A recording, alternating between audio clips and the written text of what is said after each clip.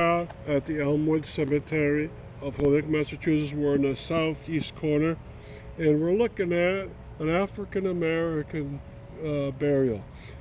And the reason why it's back far away is because he was African American, and even in the early 1800s, even in New England, which was an abolitionist state, they would discriminate against African Americans.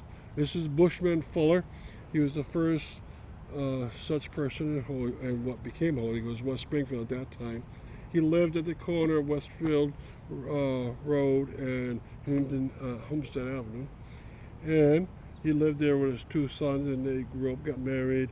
His freedom was paid for by him saving up his money, and he bought his freedom, and he also bought the freedom for what would become his wife, Flora Perry from Connecticut.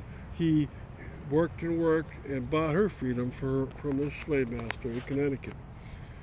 And so he's buried here, and I've looked into where should he be buried in this cemetery. He should be buried with the 1812 burials. This cemetery is from 1730, but yet he's buried in the back corner. And if you look at the age range coming from the top of the cemetery downwards, it's in sequence until you get to him when it's way out of sequence. So he's buried in the back side on purpose, and you find that throughout the area, Hampden, Hampshire County. Other researchers have reported that African Americans are buried in a back corner and they're not in sequence, and so you get the same results.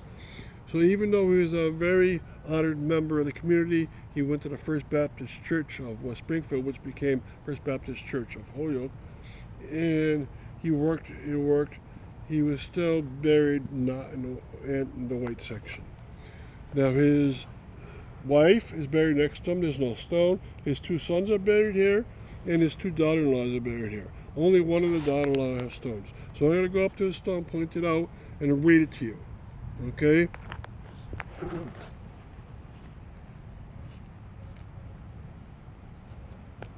Stone is right in front of me. It's the darker of the two. It says, in memory of Mr. Bushman Fuller, who died March 12, 1812. And then his daughter-in-law is right here. You can't read it. It's fallen over, and so it's possibly. But his wife, remember, and his two sons are also back there. Their stones are long gone. So sadly, this is a great place to see a wonderful burial, but they're not, 6 of them here, there are only 2 stones are left. That's too bad.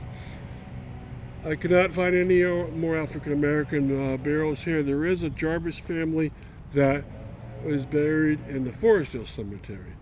So those are basically the only 2 pioneer families of African Americans. So at least we have one here. So thanks for coming on this stop.